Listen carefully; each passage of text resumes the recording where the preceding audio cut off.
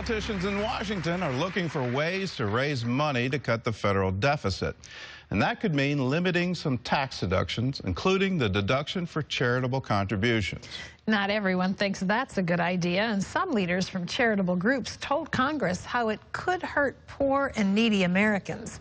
Paul Strand has the story from Capitol Hill. President Obama keeps proposing limits on the charitable deduction, selling it as one way to cut off a tax break for the rich.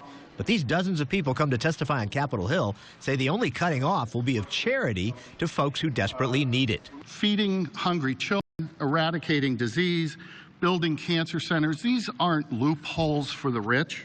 These are solutions for our community. Council on Foundations President Kevin Murphy spoke of how charitable giving by the wealthy McGlynn family in his hometown has had a direct impact on him and his twin 17-year-old sons. They are the beneficiaries of the McGlynn's generosity in establishing the cancer center because their mother, my wife, is still alive 7 years after having been diagnosed with cancer and treated at the McGlynn Regional Cancer Center. Cancer survivors and their families are the beneficiaries of the charitable deduction. Some 30 to 40 million Americans use the deduction, many of them far from wealthy. And research shows many will cut their giving to charities if the deduction's cut. It's really not a tax on the wealthy.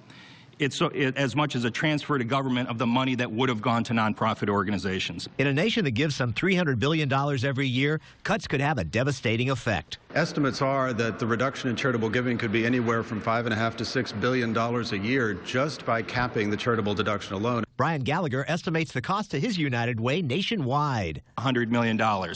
That's like wiping out the United Ways in Philadelphia and in Cleveland. Vincent Ferris with Meals on Wheels says charities like his can keep seniors and shut-ins healthier much longer, reducing costs to government programs like Medicare and Medicaid. People that are getting good nutrition, well-fed, the chances of them being admitted to the hospital through emergency room or what have you are going to be greatly reduced.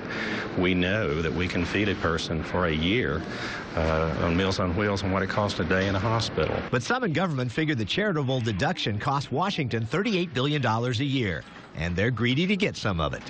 Paul Strand, CBN News, Washington.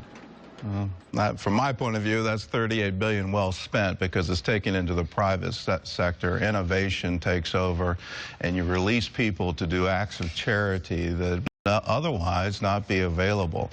That develops our communities. That